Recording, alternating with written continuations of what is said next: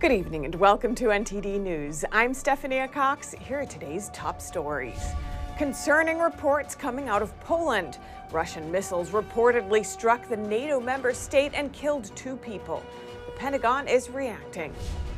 House Minority Leader Kevin McCarthy elected as the GOP nominee for House Speaker, but he still faces significant challenge from within his own party.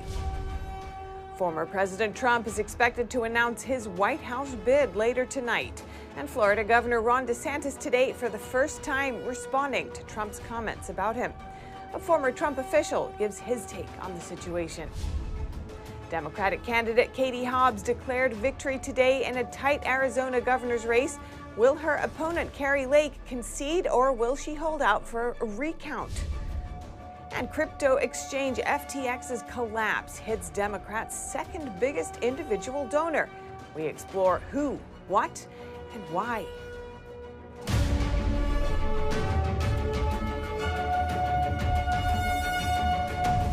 We open with some major updates on the war in Ukraine. Sources say Russian missiles struck Poland, a NATO member state, and killed 2 people. A senior U.S. intelligence official said 2 Russian missiles crossed into Poland on Tuesday. Media reports say they struck a village about 15 miles from the border with Ukraine and killed 2 people. Polish officials say they are aware of the reports and the government has ordered an emergency meeting. We will comment on it and provide information about it after the meeting that's going to take place now, after the appropriate information is presented by the services that will inform us about these events. The U.S. intelligence official spoke on the condition of anonymity. A second person also confirmed the missile strike to the Associated Press. The Pentagon responded to the reports. We are aware of the press reports alleging that 2 Russian missiles have struck a location inside Poland near the Ukraine border. I can tell you that we don't have any information at this time to corroborate those reports and are looking into this further. And so when we do have an update to provide, we'll be sure to do so. The State Department called the reports incredibly concerning. They are talking to a range of partners to determine a response. And we're working with our partners in the Polish government and our NATO partners to get more information and to assess what has happened. We will make that determination and we will determine appropriate next steps as well. Just to follow up. An anonymous NATO official said the alliance was looking into reports of a strike in Poland. Poland is a member of NATO, along with the U.S. An attack on Poland is considered an attack on the alliance as a whole. Russia denied being behind the strikes and said that photos of purported damage had nothing to do with Russian weapons. President Biden spoke with the Polish president earlier this evening and expressed condolences for the loss of life. He offered U.S. support for Poland's investigation and reaffirmed the United States' quote, ironclad commitment to NATO. Meanwhile, a Polish journalist with Radio ZET said, according to his sources in the Polish military, what hit Poland was most likely the shrapnel from a missile shot down by the Ukrainian military.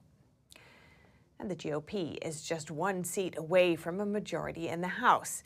Republican Congress members elected current Minority Leader Kevin McCarthy as their nominee for House Speaker today. But will McCarthy be able to succeed Nancy Pelosi in the new Congress? Republican House members held a closed-door meeting Tuesday afternoon to elect their nominee for House Speaker. Current GOP House Leader Kevin McCarthy received 188 votes. His challenger was Arizona Congressman Andy Biggs, a prominent member of the House Freedom Caucus.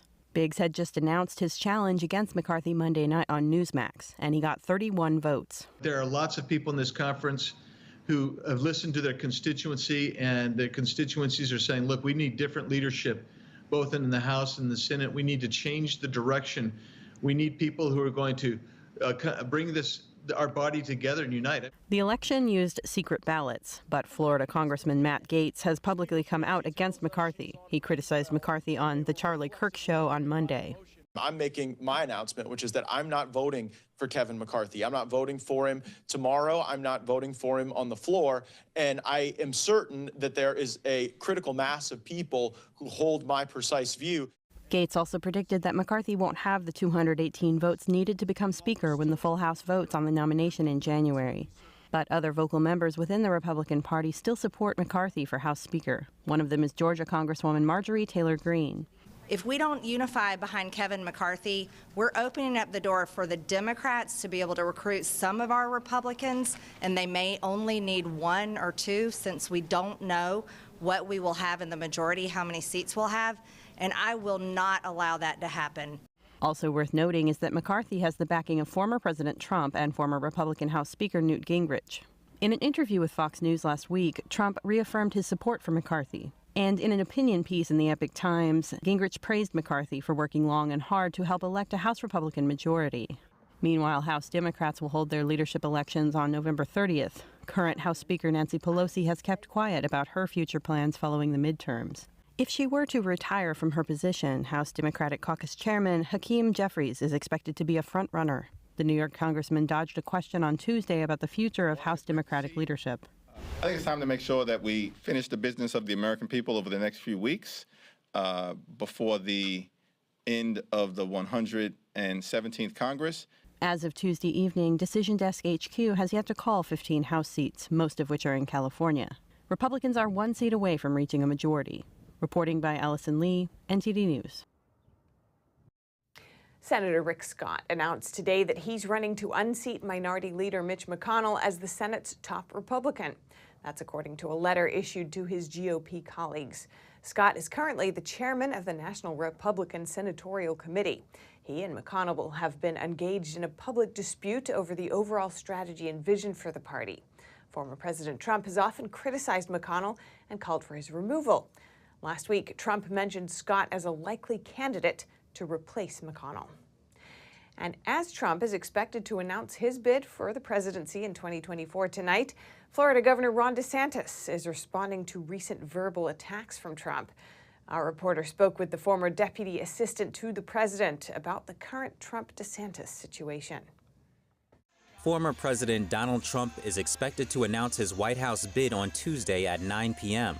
He's been giving strong indications that he'll run again, but hasn't yet made an official announcement.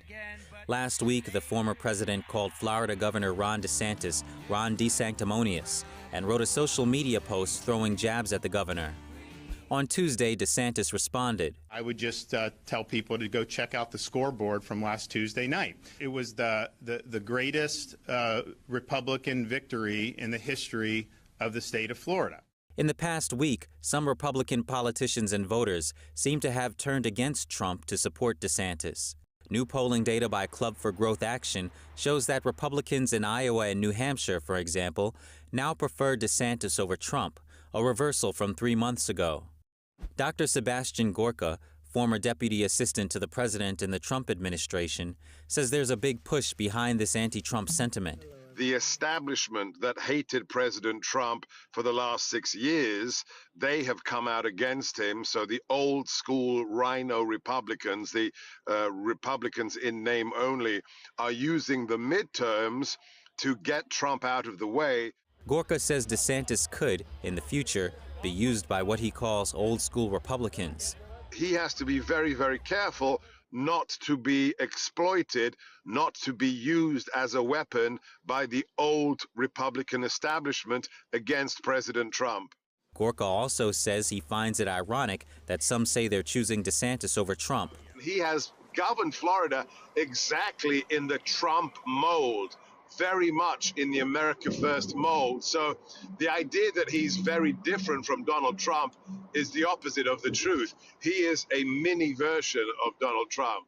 Gorka added he wants to remind people that 2024 is still 2 years away, and a lot can happen between now and then. Reporting by Arian Pastar, NTD News. U.S. media has declared Democratic candidate Katie Hobbs the winner of a closely watched Arizona governor's race. But her opponent, Kari Lake, hasn't conceded. Is this race headed for a recount? NTD's Arlene Richards has the update. Last night, our race was officially called. That's Democratic gubernatorial candidate Katie Hobbs delivering her victory speech on Tuesday morning. In her speech, Hobbs said Arizonans chose solving problems over conspiracy theories and called on supporters to defend democracy. Among other issues, her opponent Kari Lake has touted the need for election integrity. In an interview with CNN last month, Lake said this. The real issue, Dana, is that the people don't trust our elections. They haven't since 2000. And Lake isn't conceding. If you lose, will you accept that? I'm going to win the election, and I will accept that result. The latest margin shows Hobbs leading by 0.8 percentage points at 50.4% of the vote to Lake's 49.6%. But could this race go for a recount? Under Arizona law, a recount triggers when the margin is less than or equal to 0.5%. 12 News reports that state officials confirmed 43,000 votes are still uncounted, including more than 17,000 early ballots. With 2% of the votes still left to tally, Hobbs' lead could fall below the half-point margin. If a recount is triggered, will Hobbs certify the results? Hobbs' current term as Secretary of State ends on January 2, 2023. In this role, Hobbs serves as the Chief Election Officer of Arizona. As the top election official, she certifies voting devices, election results, candidates, and ballot measures. Throughout the race, Lake has repeatedly called on Hobbs to recuse herself from overseeing this election, citing conflict of interest concerns. Hobbs explained to CNN why she continued to refuse. Elected secretaries of state in Arizona have overseen elections where they're on the ballot since statehood. This has never been an issue until now, and I'm not going to recuse myself from the job that the voters elected me to do. Arlene Richards, NTD News, New York. Many are wondering if they'll ever get their money back after cryptocurrency FTX filed for bankruptcy on Friday. Now, FTX has updated its filing, adding that it could owe money to over 1 million people. NTD's Jason Perry has that story. When Sam Bankman-Fried started the FTX cryptocurrency platform in 2019, he probably didn't think he would have to file for bankruptcy just a few years later. As a young billionaire, he expressed himself as humanitarian, and he donated heavily to democratic causes. This past midterm, Bankman-Fried donated about $40 million to Democrats, becoming their second largest investor, only behind George Soros. But when a leaked balance sheet became public, FTX investors saw what appeared to be a behind-the-scenes Ponzi scheme. FTX clients then began mass withdrawals of their money, and FTX was unable to pay up. Bankman-Fried then filed for bankruptcy, owing billions to its clients. On Monday, FTX updated its bankruptcy filing, adding that it could have lost money for millions of people. Now Bankman-Fried and FTX are under investigation by the Justice Department and the Securities and Exchange Commission. Charlton Haupt, CEO of Bad Astro Society, said that Bankman-Fried's house of cards has fallen down on him. At the very least right now, he's looking at mismanagement of funds. And that's at the very best. His best case scenario where he can just plead, hey, I just didn't know what was going on. I did, but I mismanaged these funds and I did my best, guys, and I'm sorry, in which case he gets to go, get off scotch-free unless we can find, or not we, but unless somebody were to find fraudulent, some fraud there. And then if that's the case, now we're talking about jail time. Many outlets have reported that Ukraine invested in FTX, but NTD has been unable to verify this. An archived webpage of the Ministry of Digital Transformation for Ukraine shows FTX was involved in receiving crypto donations to Ukraine. The Deputy Minister of Digital Transformation of Ukraine tweeted, Ukraine's government never invested any funds into FTX, and the whole narrative that Ukraine allegedly invested in FTX, who donated money to Democrats, is nonsense. Also seen in an archived webpage, FTX was a partner of the World Economic Forum, which has since ended its partnership with the bankrupt cryptocurrency platform. Also connected to the FTX is the White House. As seen on its visitor logs, Sam Bankman-Fried and his brother, Gabriel, who is the founder and director of Guarding Against Pandemics, both visited the White House on multiple occasions this year. FTX is based in the Bahamas, and now the Securities Commission of the Bahamas has also launched an investigation. Jason Perry, NTD News. And speaking with me earlier today about FTX's crash and its CEO, Sam Bankman-Fried, or SBF, is economist and author Jeffrey Tucker, who's also the founder and president of the Brownstone Institute. Jeffrey Tucker, welcome to our show. Thanks so much for joining us. My pleasure. FTX's collapse. Who do you think's at fault here? Some say it's just an example of an experiment in capitalism gone wrong. The former CEO, SBF himself, pointed to his own poor judgment. What do you think? Well, the crypto market's been under pressure for a good part of the year, and that, that's what probably a result of the Fed tightening of money. As I wrote in the Epoch Times this morning, it's the end of easy money has come because of the Federal Reserve policies, and that's going to change the investment environment and the environment of a lot of tech companies that have flown very high over the last 3 years, or even the last 14. So there is that. But a robust business model should be able to withstand a fall in the price of its main product. But in the case of FTX, that couldn't happen because, quite frankly, he was engaged in fraud. It became a Ponzi scheme. So he needed, ever higher prices and ever more infusion of funds to continue the scheme. He was using depositor funds, turning them over to a subsidiary, which is acquiring new companies, as a scheme to kind of keep the whole industry elevated and to continue to cover his own growing losses. FTX spent big in donating to the DNC, and that's reportedly after it started getting money from Ukraine, though Ukraine yesterday denied this. Ukraine is, of course, getting billions in aid from the Biden administration. What do you make of these allegations? I don't know in what sense the Ukrainian government actually denied investing in FTX, because there's no question that it did that. I mean, we have all the receipts. There's no question about that. It looks for all the world like a money laundering scheme that was political in nature. And as I wrote for Epoch yesterday, it looked like, maybe all this is unintentional. Maybe it's purely a coincidence that the Biden administration was passionate for giving money to Ukraine, and the Ukraine happened to choose FTX as its main investment source of funds, and that FTX just happened to give money back to the Democratic Party and become the second largest donor compared to Soros, and just happened to support lots of I would say sort of left-leaning media outlets, Vox and so on, that were shilling for Democratic candidates, and just happened to support nonprofit organizations that were ideologically of the same woke brand. But I would say it needs to be looked into because, money is fungible. And, just in the same sense that back in the 80s, we looked at, the relationship between, the funding of the Contras and foreign aid to Iran, we need to be investigating this one. It's a rather simple scheme.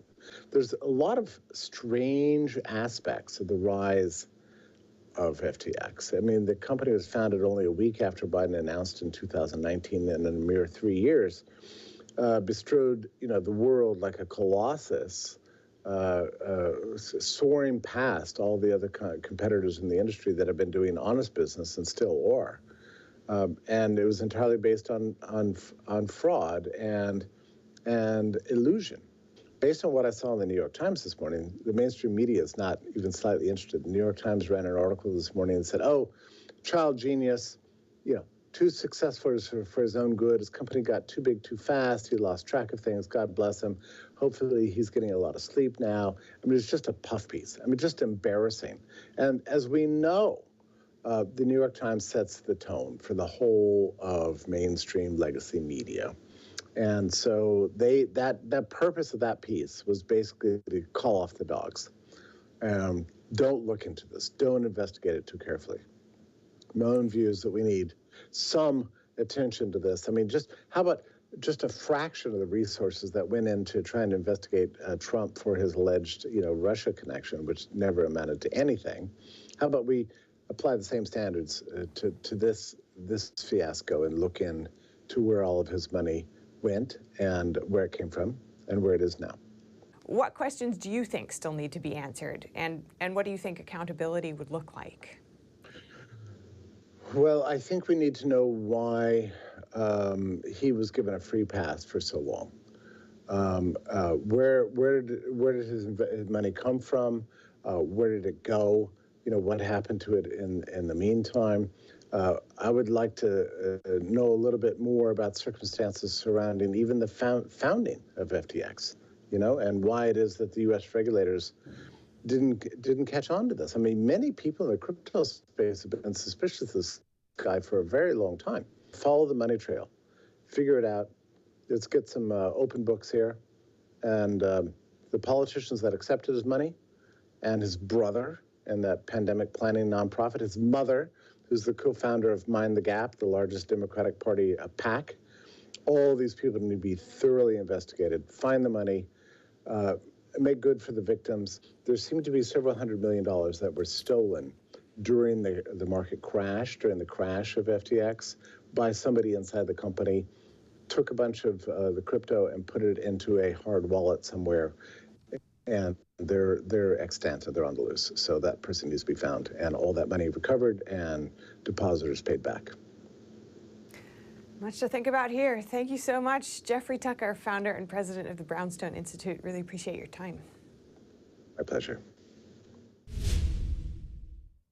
Over in Idaho today, police gave an update on the 4 University of Idaho students found dead on Sunday. No weapon has been found so far, but police say a knife or other edged weapon was possibly used. Autopsies scheduled for later this week could provide more information. Police haven't arrested anyone yet, but they say there is no active threat. And coming up, Congress members probe the Chinese regime's zero COVID policy, how it's playing out amid protests in China, and how U.S. lawmakers are responding. And in tennis news, Australia has loosened its vaccine requirement, but will it be enough for Novak Djokovic to make a return? NTD's Dave Martin has that story. That and more coming up.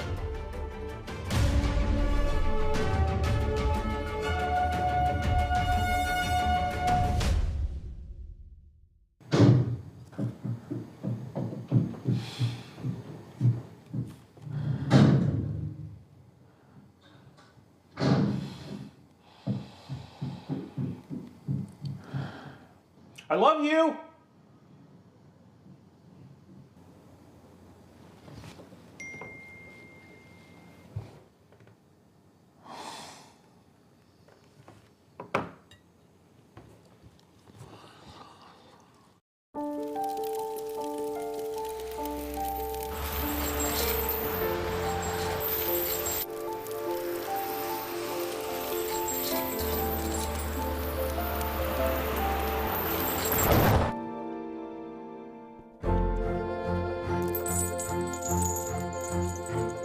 Did you know dragging chains can spark a wildfire?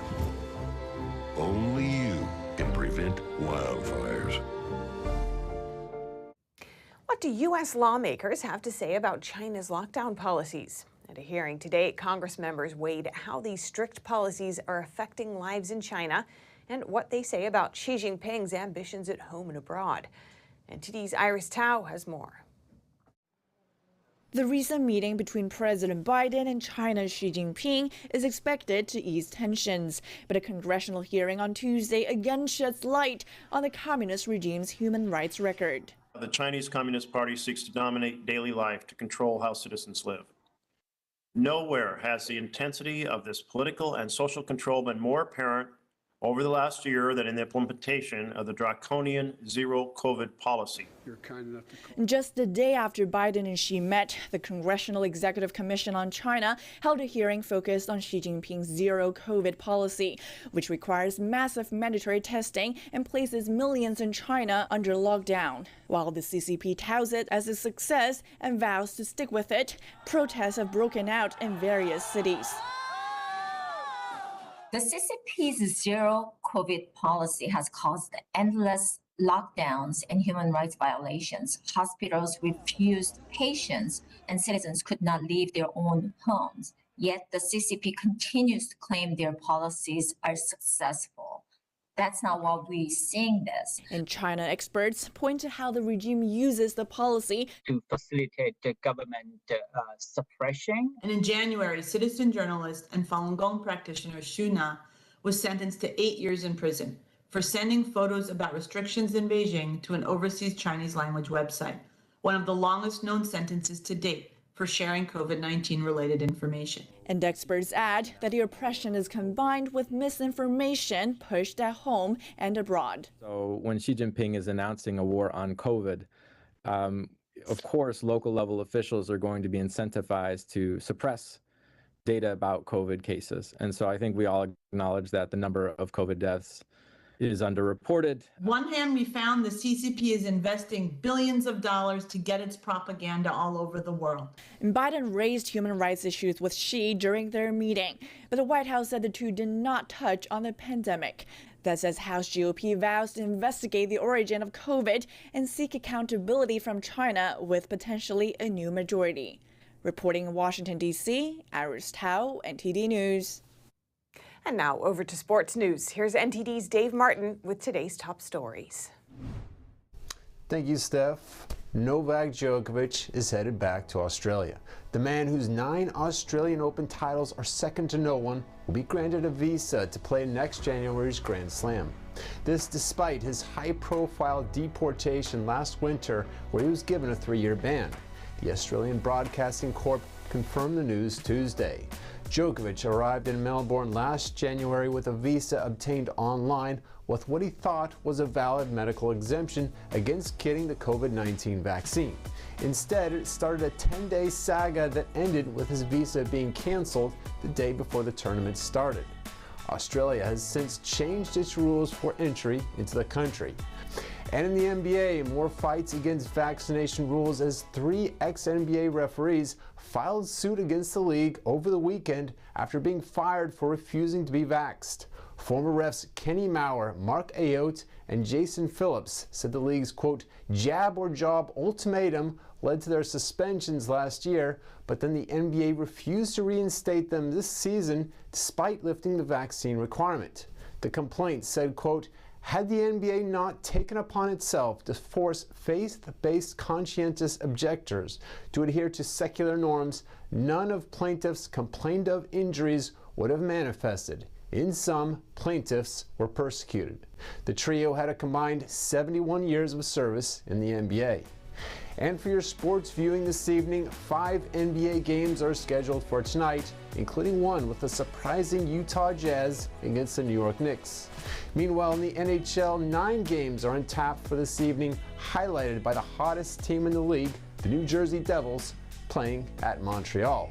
And finally, for you college basketball fans, tonight, the annual Champions Classic doubleheader takes place in Indianapolis, featuring a Kansas versus Duke clash, as well as Kentucky taking on Michigan State. And that's a wrap for sports. Back to you, Steph. Thanks, Dave. And that's all for today's news. Thanks for tuning in. I'm Stephanie Cox.